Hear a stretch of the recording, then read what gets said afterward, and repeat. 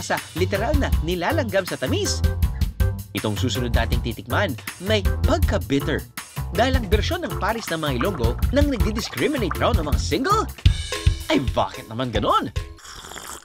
Dito sa Barangay Sampaguita, hindi amoy ng bulaklak ang umaalingasaw. Hindi boses ng isang tindera ang umaalingaw-ngaw. Isang single yung order mo. Isang single. Yung single, isa ka single. Ano bang tinda mo, Nay? At bakit mapanakit? Singer! Singer?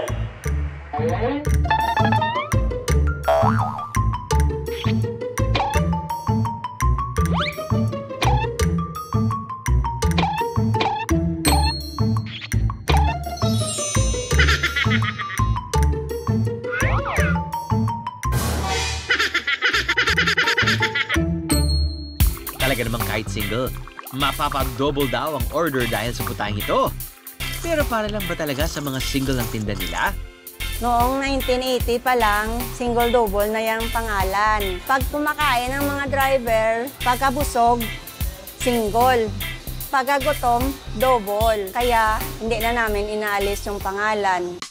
Ito raw ang kanilang bersyon ng pares at maihahalin tulad sa Gotong Batangas dahil sa sahog na samot-saring laman loob ng baka.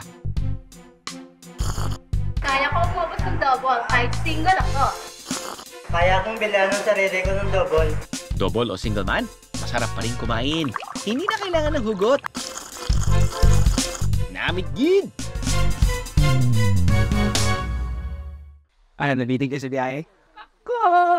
All you gotta do is just subscribe to the YouTube channel of GMA Public Affairs and you can just watch all the Behind the Drew episodes all day, forever in your life. Let's go! Yeehaw!